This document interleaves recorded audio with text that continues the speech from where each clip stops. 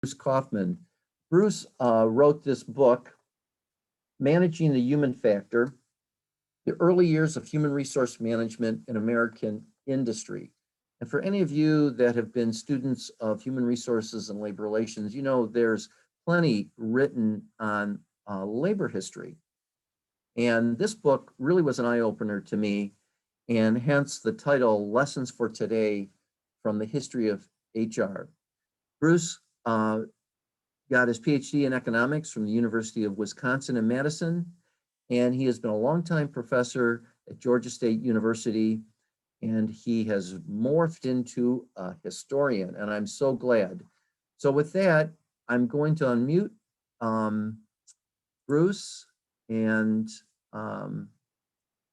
let me just get to him.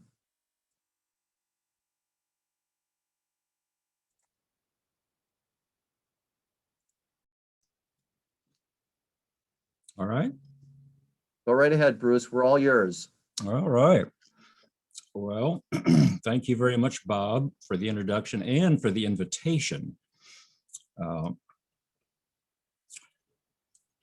So I've been a professor for over 40 years, but I really try to get out of the ivory tower and do field work and learn about companies and learn about unions. And part of that was to be the president of our local chapter, a LERA chapter here in Atlanta. And LERA is just a great way to network and meet people, and certainly for us academics. So as Robert just said, I've turned into a historian, and Jim Martin will be able to tell you that in the academic world, my area is economics. And so the saying is, if you can't do math, then you can do history. So that's what I've turned into.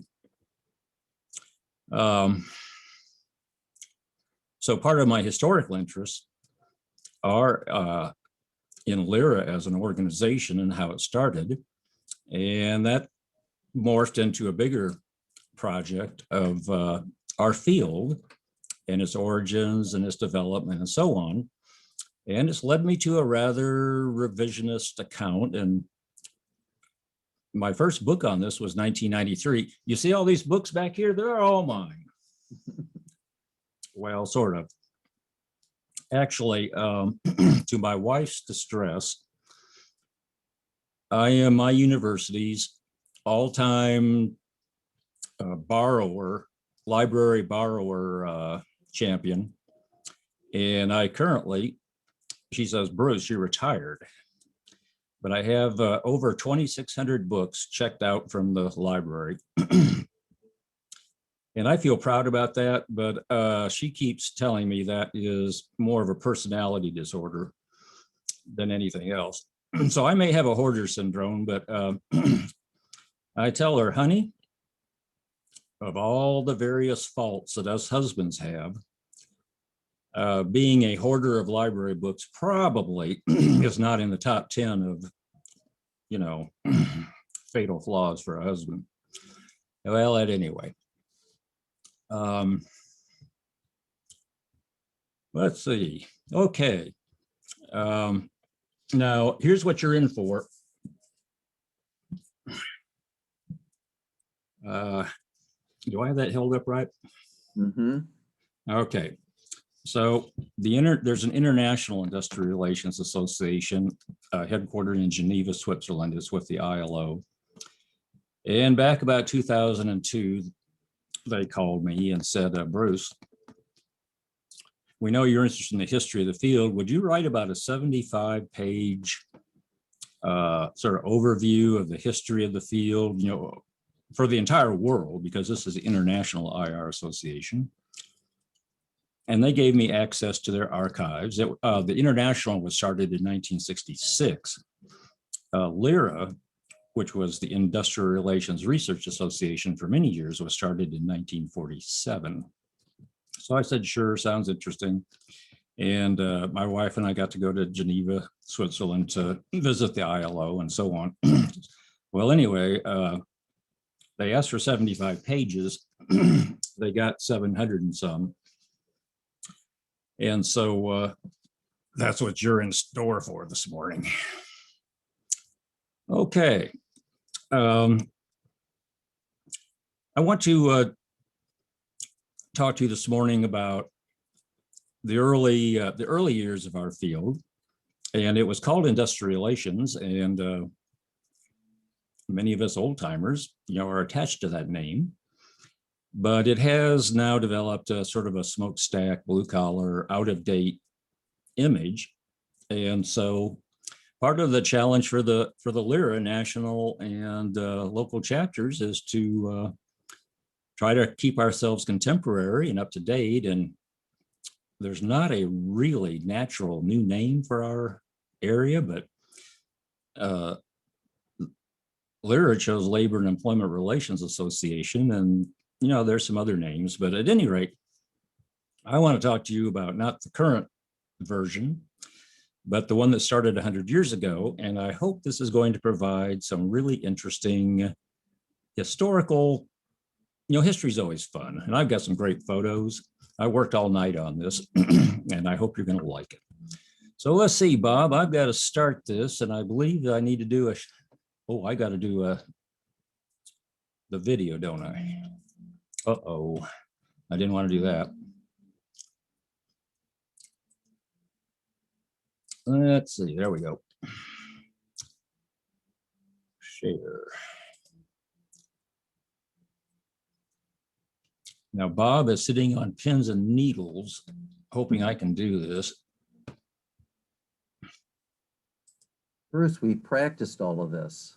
Well, I practiced it with my daughter last night, and she got a lot of good laughs out of this, out of my ineptness at all this. Okay, let's see here. Now I'm seeing principle 4 on my screen. What are you seeing? So go up to the ribbon and do number 1. Yep, there you go. And then Okay. And hit that screen down on the bottom, the screen icon. There you go. How's that? Beautiful. Am I ready to go? You're ready.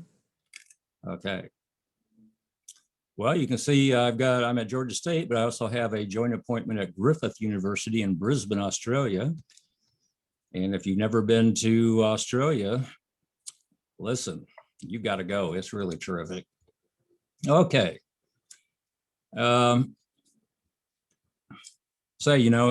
Just jump in, ask a question anytime, and I probably have more slides than I'm ever going to get through. So, let's just have a good time here. So, what is industrial relations?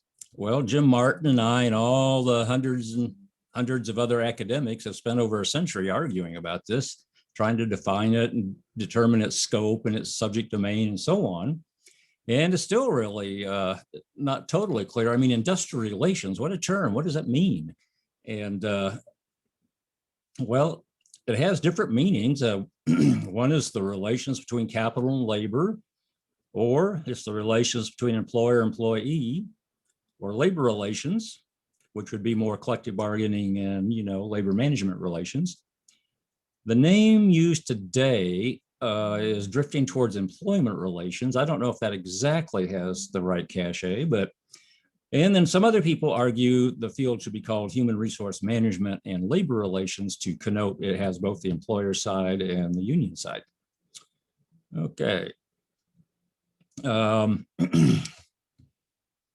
So industrial relations, by my telling, was born in the United States.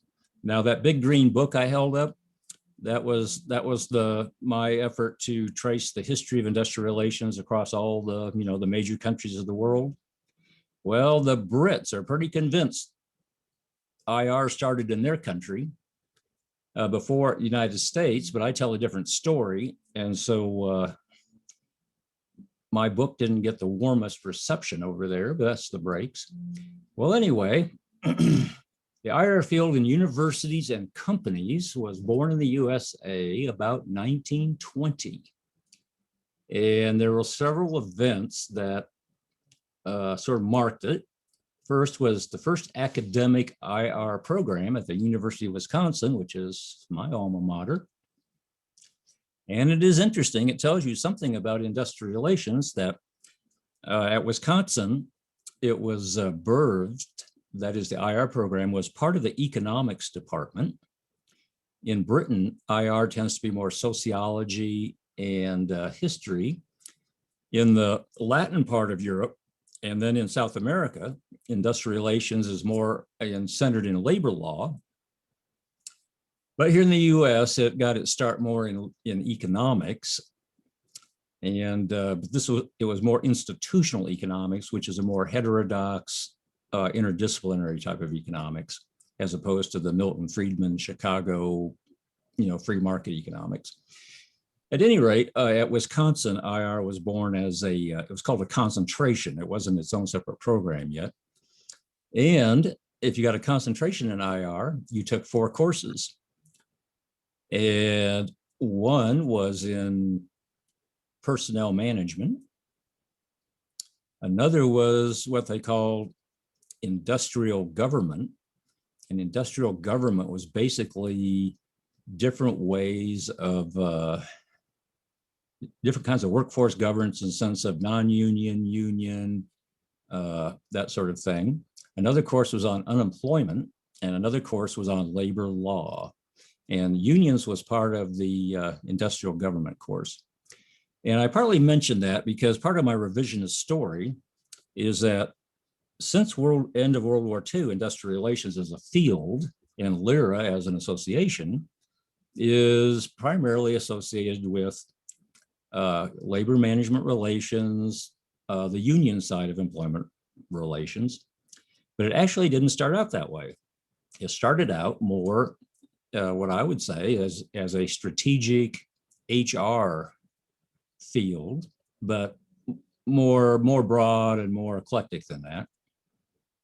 At any rate, so Wisconsin started the academic part.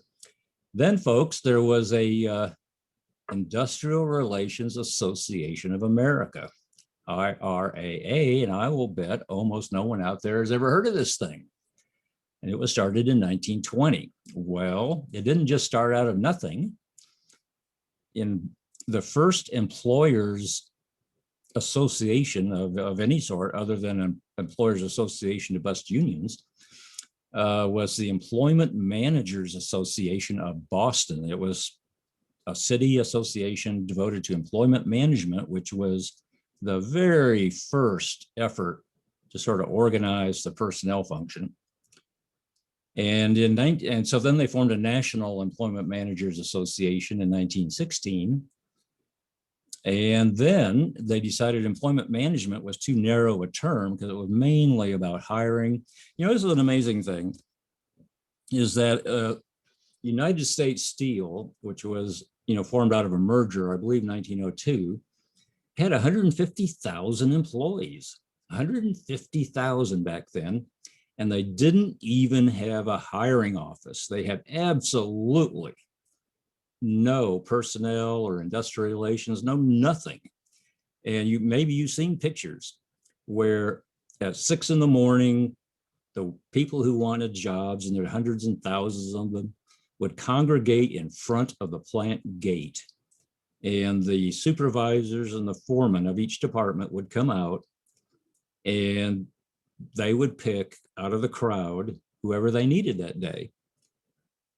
And so you can imagine that was a very inefficient way to do it. There was lots of arbitrariness and discrimination and so on.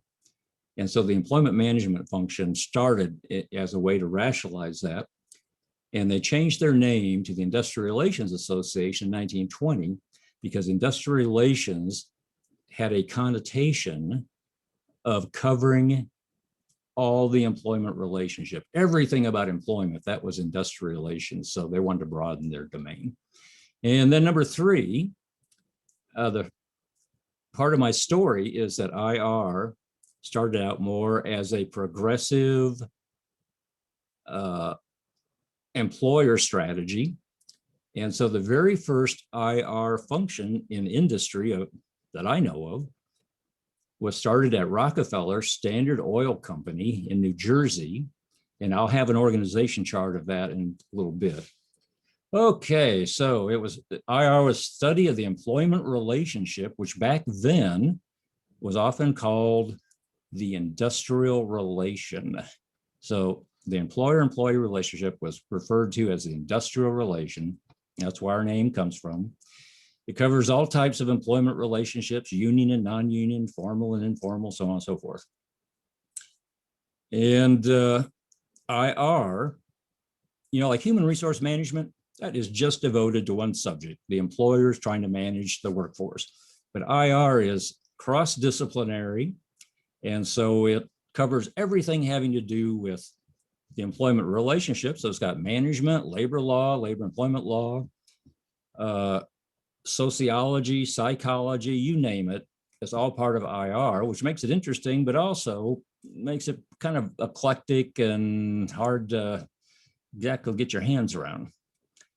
Okay, so down at the bottom of my screen, I've got 2020 was the IR Field's 100th anniversary.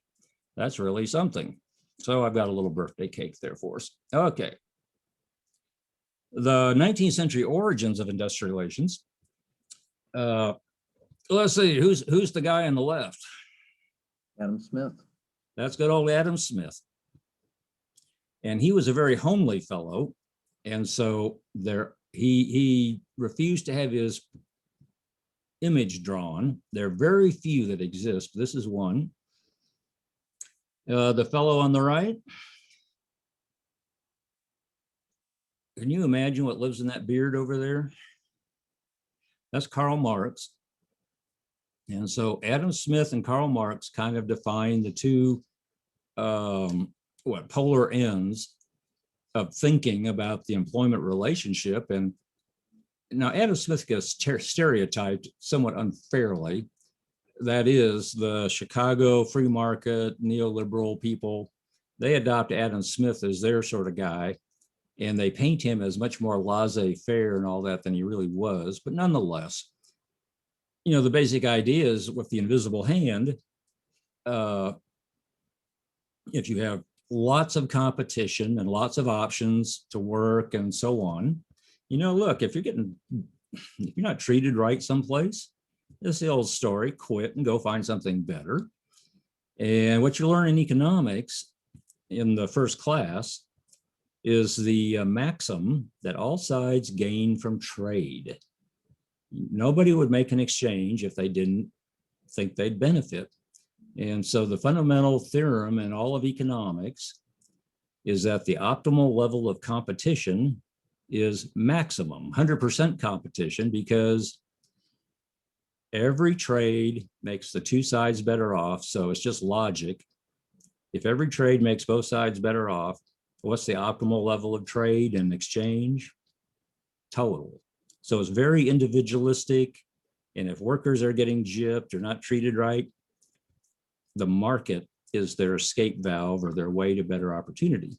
Well, Karl Marx, he was way on the other side, and he said, that's Adam, that's really great, but it doesn't quite, that's theory, but it doesn't work that way.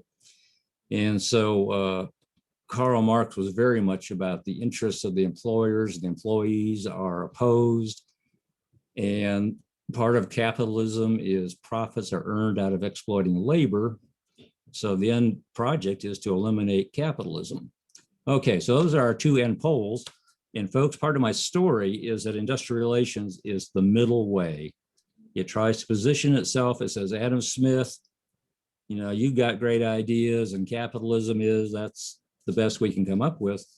But Karl Marx has some good points that there's defects and market failures and all sorts of things that make it not work as good as the econ guys want. So we position ourselves in the middle. Okay, I go too far. Okay, so anyway, in Europe, they're more social democratic. They have more coordinated markets and state regulation. And the United States stands out in the world really as the most individualist country. And so we're more towards the Adam Smith pole. I just have to comment just for 1 second, if you can let me get on my soapbox for a second. I mean, the fact that we're individualists, gosh, hasn't it just become so apparent in the last year where, you know, you don't want to wear a mask, COVID mask, because you want to express your individuality and you don't want your freedom infringed on, and et cetera, et cetera. Anyway, very individualist here. Okay, look at this graph on the left. I show this to every class. I think this is the most profound single diagram I know of. It starts over on the left at year 1. Okay, that's when Jesus Christ was born. And it's got the different world regions and the different colors. And look at the story that tells. Now, Adam Smith wrote his book in 1776, The Wealth of Nations. And so it was really a little bit after Adam Smith that economic growth started. And so you can see for the first 1,800 years, basically everybody on this planet, except the kings and the princes and the lords and so on, everybody on this planet was barely getting along at the subsistence level of per capita GDP, or call it what you will.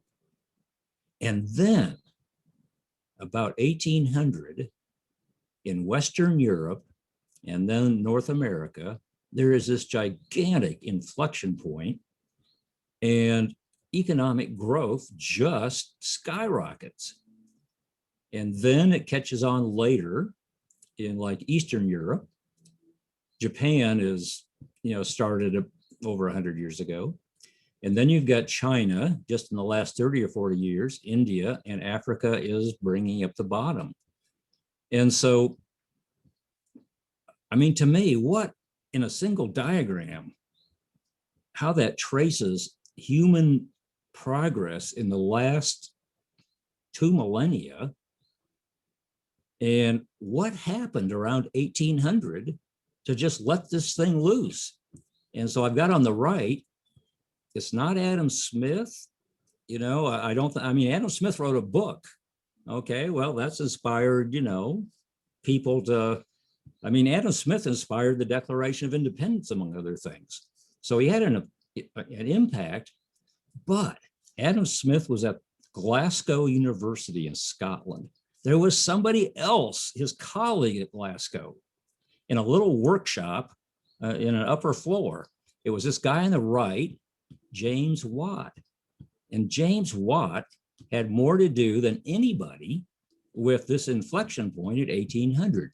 The steam engine had been invented at around 1735, but it wasn't really functional. And it was James Watt tinkering in a workshop at Glasgow University. He knew Adam Smith. He perfected the first steam engine, which I've got a picture. If you go to Birmingham, England, they've got a museum of technology and industry, and you can see James Watt's first steam engine. And I mean, it's really kind of looks like a spinning wheel. Anyway, what is going on that's unleashed this economic growth? And what it is that humankind figured out how to transition from the traditional sources of power, which had been human power, hoeing the fields and all that stuff, human power and animal power. And so Julius Caesar rode a horse, George Washington rode a horse. And so, the power was wood or water power or human power. And so with that, we stayed at subsistence for 1800 years from the time of Jesus. James Watt, when he invented that steam engine and England had coal and iron ore, it was the fossil fuel, coal, and then oil, which has allowed the human race to go from subsistence at 1800 to what we have today, not much more than 200 years later. And so really, where we are today is a function of humans learning to use all these fossil fuels and then like uranium to generate the power that makes our life possible. Now, friends, just look at those lines are just almost vertical. I mean, they're pretty close. So what question should you be asking yourself? If all this is due to, first of all, the first question you ask yourself is, gee, are all these going to keep going up like that? And it sort of looks like, the Miami real estate market in, well, the late 1990s, or the Tokyo real estate market, or it looks like maybe a stock market bubble, or is the human race really just going to keep on climbing up those lines for the next 50, 100, 200 years? And I just think this puts in perspective that what we are doing is growing by using all this fossil fuel, but the fossil fuel is polluting our environment, and that may be the thing that causes those lines to slow down and then maybe even reverse. Okay, well, that's my profound thought for the day. Now, Karl Marx said capitalism is great when it starts out, but it's got too many contradictions and too much inequality and exploitation, et cetera, et cetera. So he advocated socialism. Well, the top line of my graph here shows the growth of South Korea, and the red line at the bottom shows the growth of North Korea. This is a wonderful comparison because they're the same people, the same peninsula, they just have different governments and economic systems. And the red line for North Korea is flat, just like the stagnant world economy from 0 to 1800. So capitalism, I think the verdict's in. It's been in for a long time. It's the best we've got. Now, okay. Okay, well, you can probably guess who the guy is on the left. Who wants to guess? That's good old George Pullman. And so where I'm headed here is Adam Smith and all the, all the capitalist proponents, absolutely right that capitalism is this dynamic engine of growth, makes everybody have a higher standard of living, forget Julius Caesar, we now have cars and all this.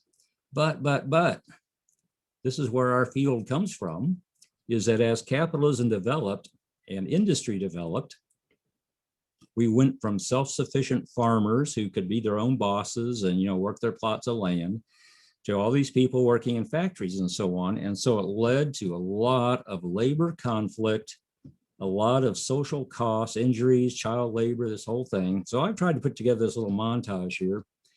The Pullman Strike in 1894 was really a watershed thing. And there's a book written by a guy named Gerald Adams, 1966 or something, but it's called The Age of Industrial Violence. And man, it really did get violent.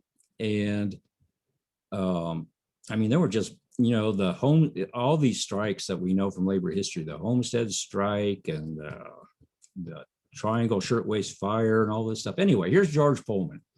This is an American success story in one way.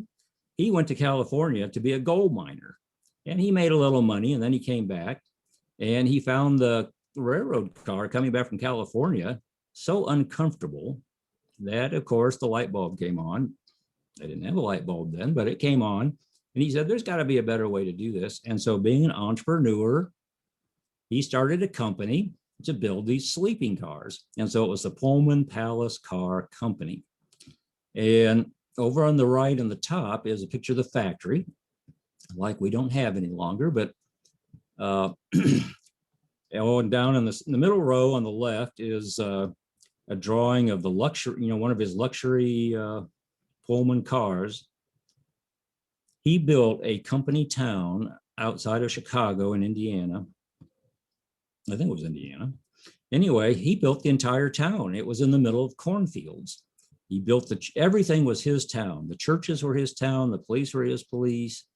Let's see, down on the lower left is the nation's first shopping arcade, and that George Pullman built that. Okay, now over in the middle row on the right is a cartoon. And here's what happened. From about the late 1880s through the late 1890s was like a decade-long depression. And I mean a deep, serious, debilitating depression. And so George Pullman owned this town.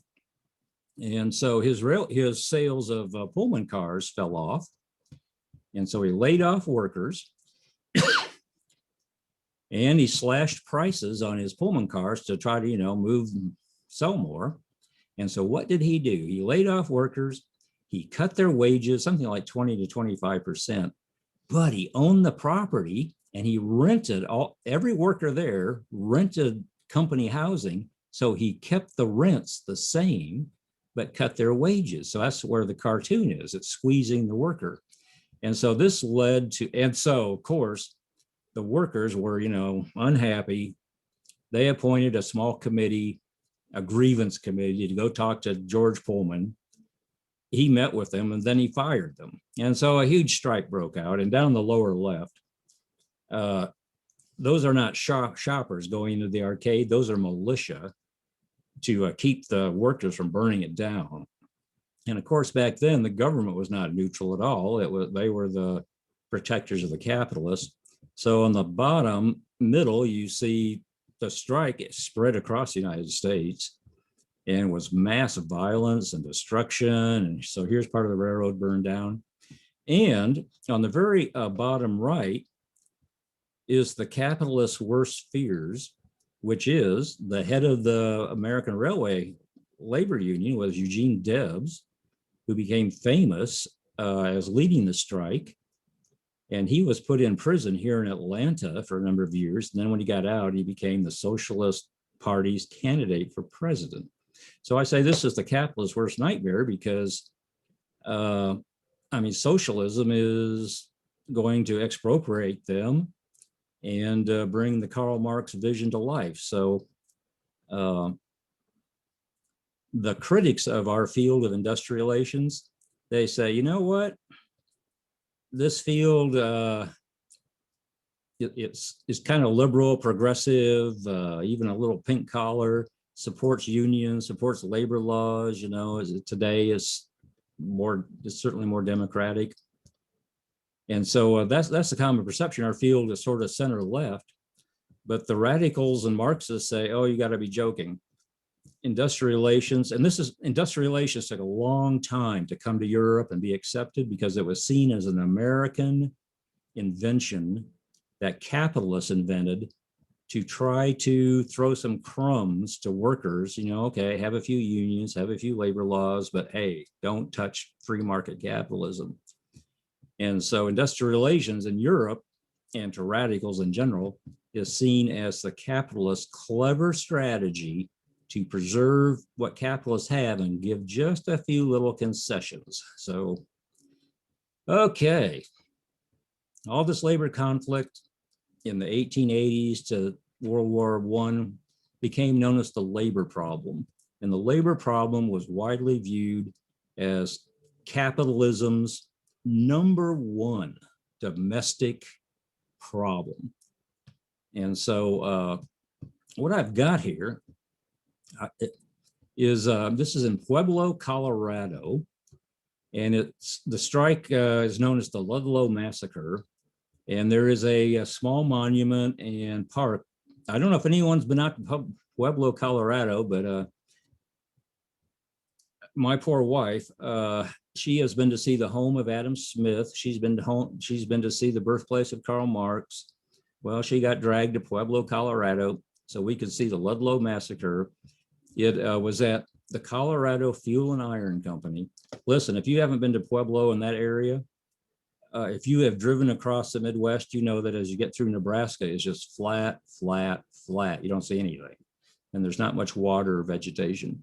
When you cross the state line into Colorado, at some point you start to see in the west this little haze, and you can't quite tell what it is. As you get closer, it's the Rocky Mountains start to come into view. Well, Pueblo is on the east side of the Rockies and south of Denver. and it is quite dry, and it's a fairly high elevation, 4,000 or 5,000 feet. And so it's a fairly barren, inhospitable place.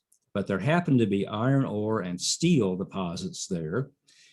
And so Rockefeller, his dad, Rockefeller Sr., the richest capitalist in the world, bought this small company, Colorado Fuel and Iron, to make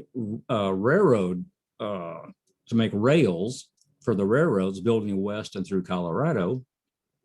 And so CF&I was a non-union company, of course, and so the United Mine Workers tried to organize not only CF&I, but a bunch of others, coal companies around there. And all the employers, of course, resisted.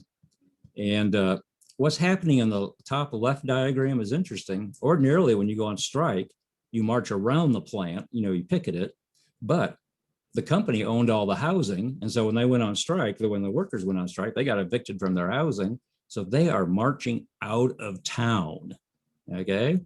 And so really, if you go to visit Pueblo or this Ludlow Memorial site, you're up on this barren plateau, and these people have been evicted from their housing. And so they set up tent colonies, which is in the right-hand top picture. And they lived through the winter of 1913, or it's 14, I think.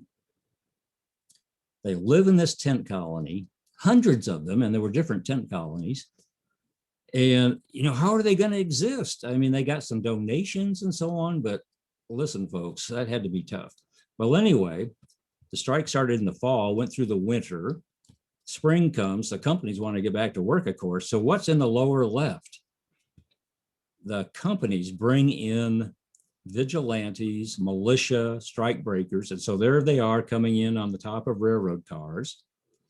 And I think it was in March or April of 1914, some of the militia were outside this big tent colony, and they said they were getting shot at by people from inside the colony. So a battle started out, and the militia burned down the entire tent colony, and something like 20 people, on the worker side were killed. So this became known as the Ludlow Massacre. And so the point is that for 40 years, since the 1870s, the industrial conflict was getting more and more intense. Out of the Pullman Strike came Eugene Debs and the Socialist Party, and the Socialist Party was getting stronger. And so Rockefeller is key to this story. In the conventional history of industrial relations, Rockefeller would never be mentioned except as a bloodthirsty capitalist. Actually, in my story, Rockefeller Jr., not Senior. Senior got too old and he lived off his riches. But Rockefeller Jr. was in control of Standard Oil and the Rockefeller Empire at this point. And he was excoriated across the nation for being a blood-sucking capitalist who lived in New York in luxury and knew nothing and cared nothing about what was going on in Pueblo, Colorado, his company. And he had a conscience, or maybe he was just concerned with his family fortune.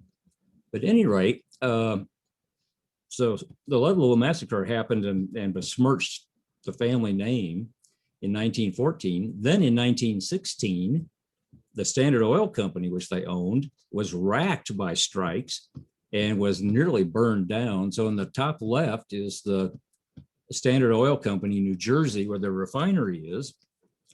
And the lower part is strikers throwing rocks at the militia and so on. And then I just found this newspaper picture on the right. You can hardly tell what's going on, but it's partly part of the Standard Oil Company that's been demolished and just turned into bricks by the strikers. Okay, so let's see here. Because of all this industrial violence and fears of socialism and, the Bolsheviks, well, they hadn't quite come on the scene yet. But at any rate, some progressive groups petitioned President Taft in 1911 to form a commission on industrial relations, which he did, but then he lost the election. And Woodrow Wilson kept it going. This is the first time the term industrial relations ever got any national significance. It really wasn't even it was just sort of, it wasn't slang, but it hadn't really entered our vocabulary. But this Commission on Industrial Relations put the name industrial relations on the map. And so it was tripartite. You had 3 employer people, 3 union or labor people, and you had 3 public. And so the lady, you've got one lady there. What's her name? I'm looking for it. Florence Harriman. Harriman, that's of the railroad fame. But she was progressive. The person next to her, the shorter guy on the left, is John R. Commons, who's he's the one who started the industrial relations program at Wisconsin, and I'll have more to say about him. He was a professor type, but he wasn't just your ordinary ivory tower professor. The University of Wisconsin is at Madison, which is the state capital of Wisconsin. Commons had an office at the university, but he had an office at the state capitol, and he went back and forth. And so he was very much a model for industrial relations academics, not being ivory tower, but being out there and contributing and learning and bringing it back to the university for better teaching and research and so on. Okay, well, anyway, so the commission at the top, what I've written, the commission is charged with finding out why there's all this dissatisfaction and violence, and finding out if there are companies that have found out ways to have good industrial relations. And what they conclude, so they went around the country for 3 years, and you have to imagine back then in 1913 and 1914, getting around they went from the East Coast to the West Coast, they went out to coal fields, they did all, so they held city hearings all over, and they went out to the plants. And so this was a huge thing for them to undertake then. And then they wrote up their findings in 11 thick volumes. I should have pulled out one, but I forgot. Anyway, so one of their finding is, considering the whole field of industrial relations, there are almost infinite variations of the relations between employers and employees, but the extent of unrest and dissatisfaction can hardly be exaggerated. So folks, what I'm driving here is our field of industrial relations. The sentence I just quoted, if you ask me, this boils it down in one sentence about what our field is about. It's the employer-employee relationship. And some of the relationships back then, many, were terrible. And the report says outside major cities, it was more of a condition of industrial feudalism because you had company towns and all this sort of stuff. And so anyway, industrial relations is about studying the employment relationship, figuring out, why it's not working good in certain situations, and trying to improve it. Okay. Now, industrial relations has an academic component. So when you look at our LERA organization, a good part of the membership is academic. And there are really 3 IR founders in my book. Richard Ely, who was the first generation, and he went to Germany. I'll come back to Germany in a second, but he went to Germany to get his PhD. America didn't really have PhD programs back then. Germany had the best universities in the world. And Oxford and Cambridge and all that in England, they were for gentlemen and training people to go rule India and so on. They weren't into, it was a gentleman's club. Germany was into science, using universities for science. And so Ely and a lot of Americans went to Germany to get their PhDs. He came back, and in Germany, they had a really skeptical attitude to this whole Adam Smith free market stuff. And Ely imbibed that. And so he wrote a book in 1886, The Labor Movement in America. Folks, for an academic person to write a book on labor was heretical. And then he wrote one favorable to labor and unions. and he practically got fired. When he was at Wisconsin, they put him on trial. The state legislature demanded a trial and that he be fired. And it was only the president of the university with a backbone that protected Ely and kept him from being fired. All right, anyway, so his labor movement book in America in 1886 was the first academic labor work in the United States, and that started industrial relations. The guy in the middle is not very well known to us today, but Henry Adams was a professor at the University of Michigan at Ann Arbor, and he also got fired, not at Michigan, but at another school for his progressive views. And back then, progressive, well, I'll give you an example with the third guy.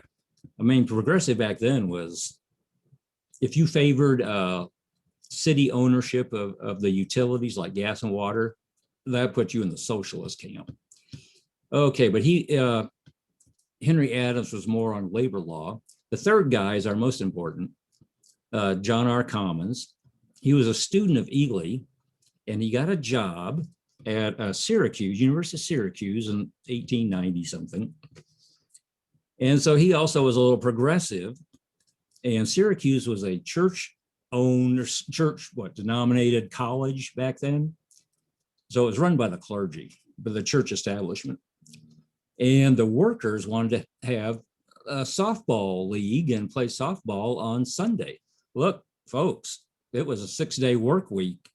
Sometimes it was 7-day work week. So Sunday was the only free day they had. And the church people did not want them playing softball. It was like sacrilege.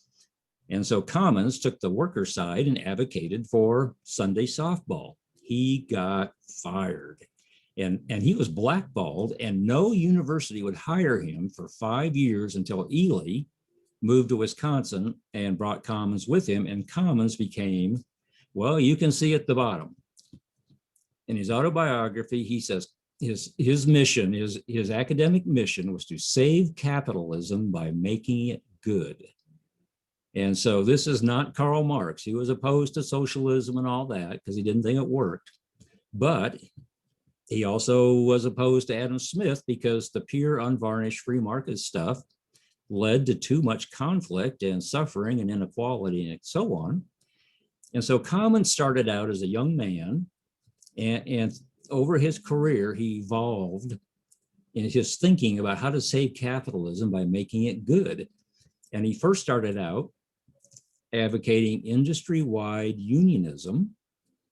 And then he moved to a civil service reform because he realized American government was so corrupt and so owned by employers and rich people that you could never get labor laws, you could never get neutral judges as long as the government system was so corrupt.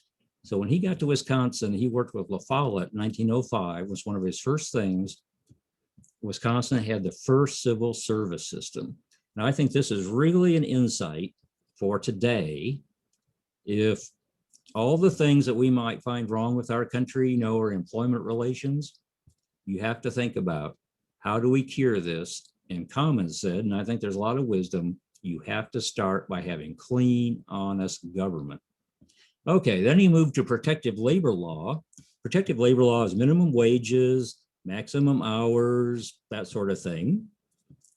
Then he moved to social insurance, like unemployment compensation, Social Security. Commons wrote the first unemployment compensation bill and the first workman's compensation bill for Wisconsin, which didn't, we didn't have a child labor law until 1938. I mean, that's how individualistic and free market this country was. Not even a child labor law till 1938. So Commons and his group fought against the tide to get all this stuff. They started advocating for national health insurance in 1915. Now, of course, that was pretty far, on the fringe back then. Bruce? Yes. Don't tell me. We're approaching 9 o'clock in about 3 to 5 minutes. So, oh my God. A little heads up. Okay, I'm glad you said that. Anyway, Commons is known as the intellectual father of the New Deal and modern social welfare state. He was an economist, but he was like a sociology type economist and a historical economist. So he wasn't an economist, you know, in good standing. You got to do math and you got to draw all the diagrams and all that stuff. Okay. Oh, my heavens. A lot of the IR inspiration came from Germany because Bismarck was a chancellor in the 1880s, and he was trying to head off socialism. And so he pioneered the first old age pensions. Germany pioneered the first accident insurance, et cetera. And so when Ely and all these other people went to Germany, they were inspired by this and they brought it back to the US. You have to appreciate that put them in a fairly kind of heterodox left position because the United States was so individualistic, so free market, we didn't have a child labor law, and they're coming back advocating old age pensions and stuff. Whoa. Okay. Oh, I've got so much more good stuff. Can we stay till noon? Okay, that was a joke. Here's Sidney Webb and Beatrice Webb, who are seen as the founders of industrial relations in Britain. And that's the difference between Britain and the US, even though Britain's individualistic and all that, you know, Adam Smith and all that, the Webbs were socialists. And so they felt that you couldn't make capitalism good. It simply wasn't going to happen. And so they were in favor of socialism. And so IR in the UK has a more radical tint to it than here in the United States. Oh, this is so good. Now, that was the academic side. There's an employer side to the early IR, and it's Rockefeller. Rockefeller got hauled before this Commission on Industrial Relations, and he was raked over the coals for being a bloodsucker. So rather than just, you know, ignore it, he went to Canada and got their top labor expert named Mackenzie King and made him his IR counselor, which basically would be today. You got to appreciate back then IR was what was the name for human resource management. There was personnel management, but that was the administrative stuff. The big strategic umbrella for, you know, managing your workers, that was industrial relations. And he called the personnel department at Standard Oil the industrial relations department. Anyway, this diagram is classic because after the Ludlow Massacre, Rockefeller said to King, because King had all sorts of experience in labor matters, he said, Mackenzie, what in the world are we going to do with Colorado Fuel and Iron? They want to burn down the place. My reputation's in tatters.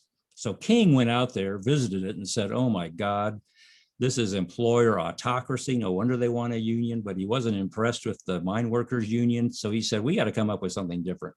So he had Rockefeller go out there. This was unheard of for a capitalist like Rockefeller to go out and meet with these workers. So here's Archie Dennison on the left. He's a coal miner. So labor's on the left. Who's on the right? Rockefeller, the son of the richest capitalist in the world. Do you see any trees in that background? Nah. Now, if you look carefully at the overalls he's got on, what do you see on the legs? Those are the creases. He must have just got that out of the package. He's never had overalls on in his life, but he put them on partly for public image, but partly to try to establish, you know, a closer bond. Now, who's in the middle? So labor's on the left, capital's on the right, and you've got industrial relations.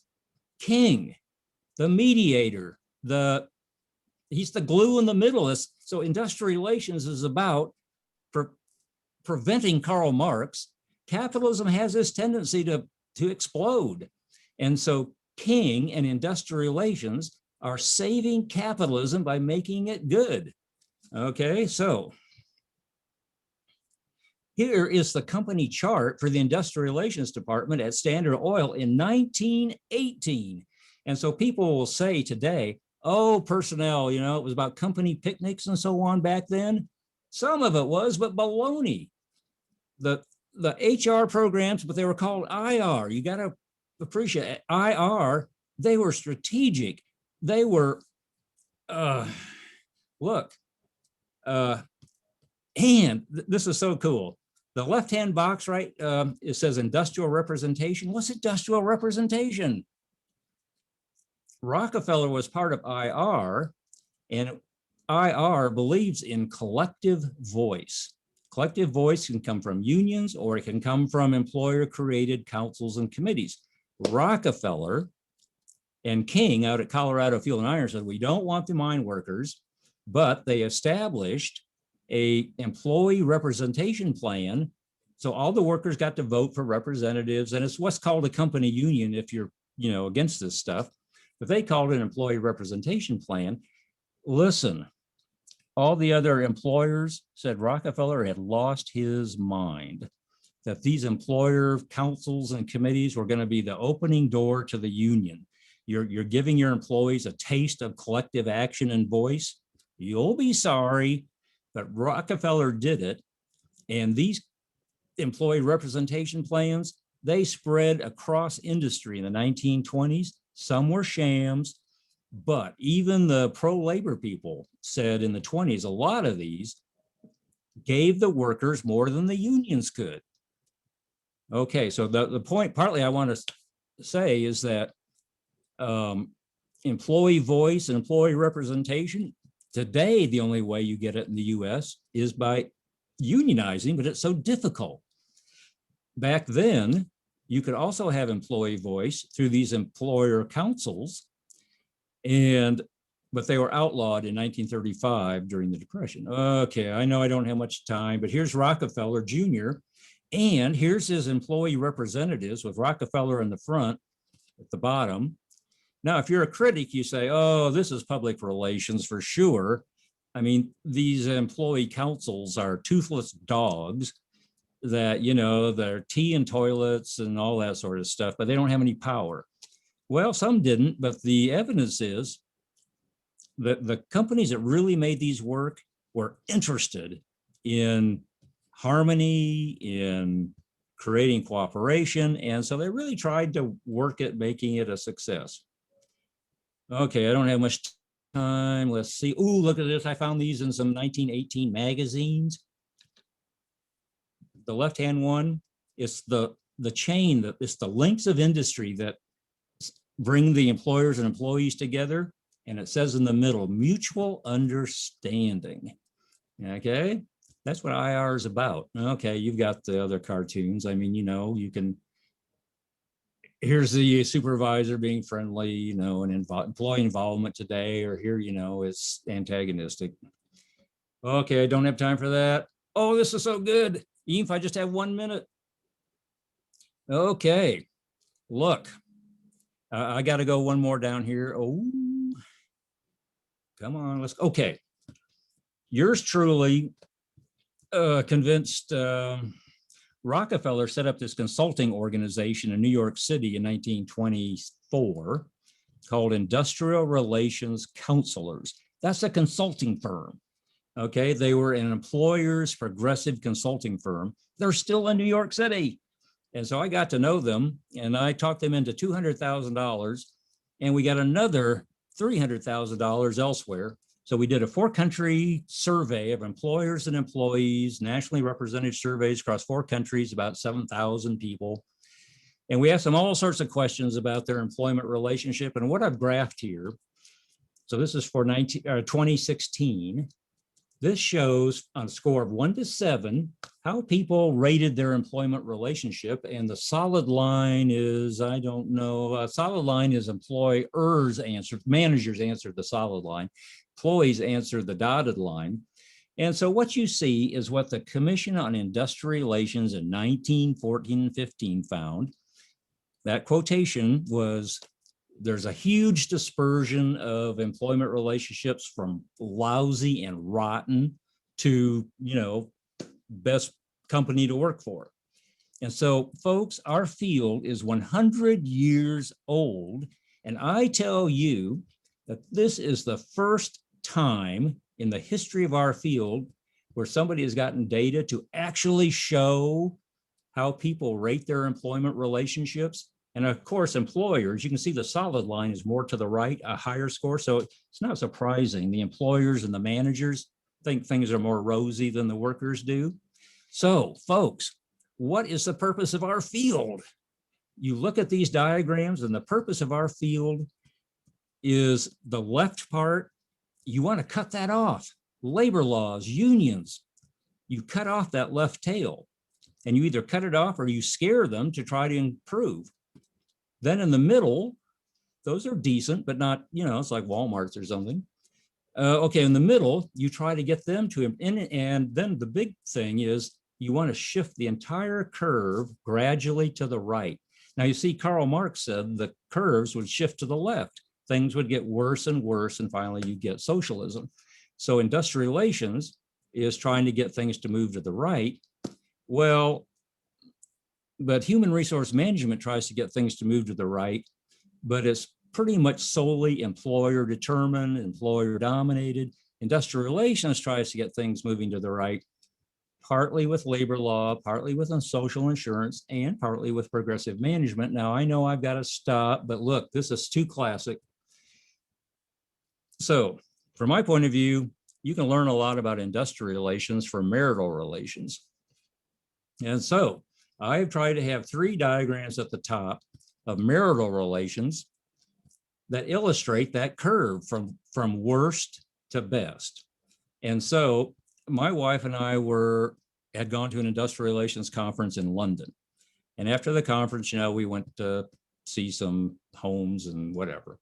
So we were resting, taking a break in this park in London on a bench. And next to us was this couple on the left. It was so hilarious. I mean, I felt sorry for them, but they were talking to each other, but they couldn't stand to look at each other. Anyway, so what do we have over here? We have a really deteriorated, dysfunctional relationship. There's a lot of employment relationships like this, okay? So partly Adam Smith's thing is, hey, if you're miserable like this, leave. That's called divorce. But there's a lot of cost to getting divorced and, buried anyway. How about in the middle? Well, we're living together, we're smiling, but they're separate. They're sitting on separate places. So this is like those employment relationships. I don't hate my job, but I don't love it either. So that's the math. And so then on the right, this is the jobs that we want. This is the employment relationships we want. My next door neighbor, he works at Coca-Cola. He loves Coca-Cola. Okay, I love my job. They don't have to pay me. Do you love your job? Couldn't we have all employment relationships like on the right? We love it. We wish we could, but industrial relations says that's not the reality. Okay, now, Robert, you're just gonna have to cut me off, but look, on the bottom, here's people on strike, which is the worst, those are deteriorated employment relationships. This is a picture, it's an Amazon warehouse where, okay, it's a job, but I may not love it. On the right, if you ever come to Atlanta, you have to go to the Delta Airlines Museum. And they have this plane in the museum. And I have to tell you, I teared up when I saw it. The employees, management had nothing to do with this. It was 1982. 3 flight attendants at Delta started a fundraising drive to raise $35 million to buy Delta a new 767. And they called it the Spirit of Delta. Folks, how many employees get together to buy their company a pickup truck or a tool chest or anything? Hardly ever. These employees, they love Delta. And I know because I live in Atlanta, and you know who worked for Delta because you'd be behind their car at a stoplight and they would have these bumper stickers that said, "We love to fly." That means they're a Delta employee. They raised $35 million to buy the airline this new plane. So I'm just trying to illustrate the range of employment relationships from striking. That might be Northwest in the old days. I don't know. Anyway, okay.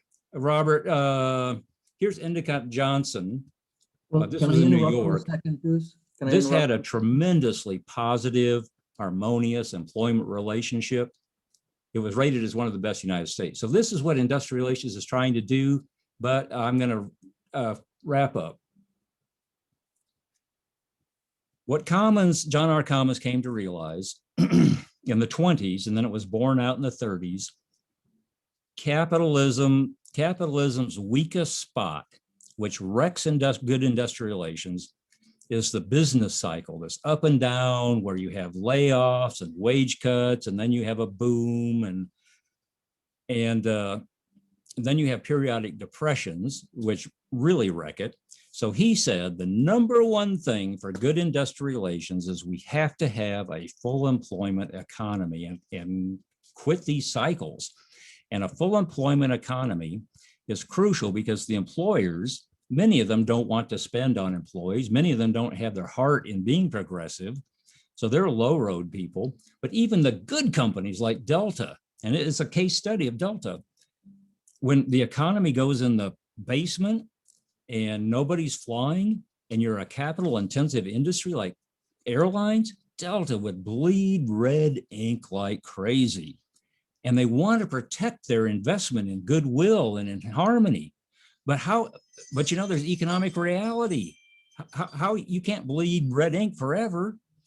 And so the thing going on here is that capitalism, with this up and down cycles and periodic depressions, it really is hard on your industrial relations. It's just really hard to maintain that harmony. So the Depression, the Great Depression, wrecked this progressive 1920s Rockefeller progressive employment thing. It wrecked it. And out of that came the National Labor Relations Act, because we were disillusioned. We said we can't trust these employers, even the good ones. That capitalist economy makes it impossible for them to, you know, do the right thing. So we're going to make sure they do the right thing with labor laws and labor unions. So I want to end with this thought. What caused the Great Depression? Well, this is the industrial relations story. What I've got in this graph is the income share owned by the top 1% in a bunch of different countries. The Great Depression is about 1930. So what happened before 1930 is you had growing inequality. And so what was going on in the 20s, it was the roaring 20s. And so the economy was doing great, but it's like today. The economy was doing great for capitalists, and profits were gushing, and they were building new factories and all, you know, so they were expanding the supply side of the economy, new factories from their profits, but the wages were stagnant. And so it's a demand and supply story. Supply, our ability to produce Model Ts is expanding, but the workers are not getting the income to buy the Model T. So eventually there's a glut situation develops. Then the stock market crashes and the banks go under. So, but the story is capitalism has a defect. And ordinarily, the workers' wages don't keep up with the profits. And so it leads to a down cycle and all this. And so Robert Wagner and Roosevelt and all these people, part of the New Deal was to promote unionism, not just for its own sake, but as a way to redistribute income to the working class to keep capitalism going. Okay, well, by 1970, we forgot all that. The Chicago School was back in vogue. Free markets were back in vogue. In 1980, Reagan came along, and it's just been the same. And so inequality is going up, up, up again. Now look, what's happening here. And I'm just about ready to stop, Robert. Here's from 1980 to the current time. This is productivity, output per worker. As productivity goes up, the unit cost for the company goes down. So for a given price, if your unit costs are down, you're making more profits. So profits are going up, but the wages are stagnant. So this is another 1920 story, but it's been going on for 30 to 40 years now. And so the story I'm trying to tell, and this is my wrap up, is that industrial relations is how to save capitalism by making it good. And we want to encourage as much as possible progressive employment and harmony and all this, but capitalism has this defect where, other things equal, over time, profits grow faster than wages, and it leads to trouble. And so what we have today, folks, is this, that it's the John R. Commons insight with civil service reform. the labor movement, partly it's there for collective bargaining, but the more important function, macroscopically viewed, is the labor movement helps balance the political system. And so all the corporations, have all their power in Washington. Who is representing the working person or the working class, and not just union people, but all the workers? And it's the labor movement. But the labor movement is down to 6%, in the private sector. And so the government is stacked increasingly in the favor of the rich, the affluent, the corporations. And I'm not a radical. I live in Georgia, for God's sake, so I'm hardly radical. But you have to share the wealth, and the political system gets gerrymandered, if you want to use that term, to tilt all the tax cuts. I mean, what's the big thing in the last 30 years? Cut taxes, cut taxes, cut taxes. Who does that benefit? The rich. And so what we have here, folks, in this graph is another coming depression. My forecasting record is zilch. But what this graph shows is the top line, profits are growing, capital share is growing, the bottom line, labor share is falling, wages are stagnant. You cannot have this situation persist, forever. And so industrial relations is now 100 years old. It's made a huge amount of progress, but it hasn't been able, for political reasons, I think, to figure out how to keep the system balanced so we keep growing and avoid those cycles and so on that wreck industrial relations. Oh, I don't know. I guess that's it. Do I have anything else to say? Oh, heck. Hey, let me interrupt you a second here, Bruce. Yeah, go ahead. So we'll stay on a little longer. If anybody has any burning questions, you can unmute yourself or put it in the chat. I do want to remind you that this book that Bruce wrote goes into this in much greater detail. I want to encourage all of you not only to be active with our LERA chapters, but be active with our national. And if you're a member of national, one of Bruce's books on the industrial relations systems is there for you to have free in an e-copy. So don't hesitate to become a National LERA member. We have a June conference coming up. It'll be all virtual. So we'll stay on a little longer, but before we take any questions or let Bruce have any last comments, just join me in thanking Bruce for his presentation today. Okay. 750 pages. I'm just getting going. You know what? So I get all enthusiastic in class and I forget about the students need a break because classes are 2 hours. Finally, this guy, he brought into class a catheter bottle. So finally, after I'm, going on and on and on and on, he holds up the catheter bottle as a, Dr. Kaufman, we need a break. Oh, okay. Anyway, if I talk too long, I'm sorry, but I get enthusiastic. So, Bruce, if you have any final 1 or 2 sentences, this is the time to do it. And we will end with that. And please come back to our monthly virtual breakfasts between now and June and our national conference in June. I'd come back if you provided some bagels or something. We do have bagels. So this Anybody is have a question or a comment? Did I? We have if I can give just a comment, it's interesting your the moment, because I feel I work in the at Comau, that is a company that do assembly line for the industrial automation. And I think that there is also a big change. It's not just, I think, the inequality, but there is a change in the economy. So it's a crisis of the industrial evolution. It's coming to an end, that we are going towards an Internet of Things.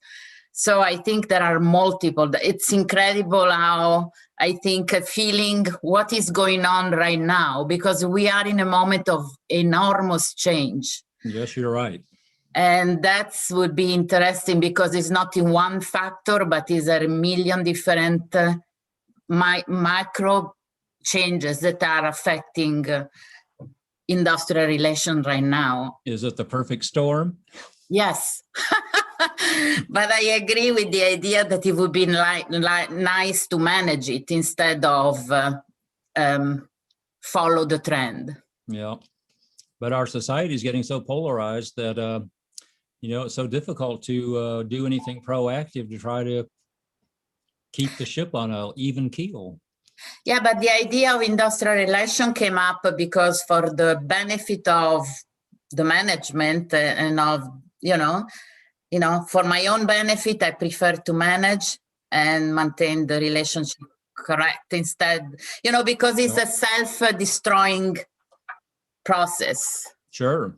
As history has shown us. One thing has not changed over time, and that is even where you're highly mechanized, somebody still has to push the button to start the machine. And so the human element, even in a storm of changing times, still needs to be addressed. And too often, I think the professionals in human resources miss the point of what they are supposed to be doing from the human standpoint. Every business, whether it's Internet of Things or the traditional businesses, have people-related issues. And there has to be some way that somebody in the human resources area can think strategically and balance all those different pressures. Well, but Robert, my students tell me, who go out and take HR jobs, they say, well, that's all fine and well, but the truth is human resources typically doesn't have much power. And as you go down, as you get to the kind of the staff level, they tell me that, look, realistically, our job is to management makes decisions about if they're going to close a warehouse or they're going to do this or that. Our job is to kind of sugarcoat it and try to prevent as much dissatisfaction as we can. And so they're basically a sort of firefighting operation. And so the people I talk to, I don't know how general this is, but they're frustrated. It's like, we know that this is not the way to handle employee relations, but the finance people and the top brass, they're marching to a different drummer. My students got very upset when I told them that if I wanted to get something done that related to human resources at Wayne, I would contact the union first and I would get it done. They would tell me what to do. HR was too bureaucratic. My students got very upset because they told me they were all training to be HR. So I never did that again, but the problem.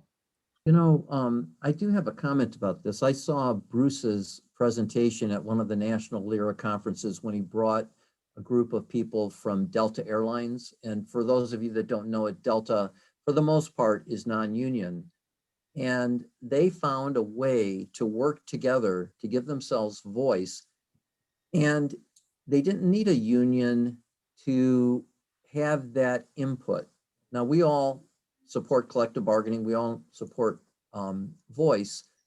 But to Bruce's point, where so little of the private sector is unionized, what are we doing to give people that outlet so that the efforts and imperatives of the business are aligned with the efforts and imperatives of those people working in the business?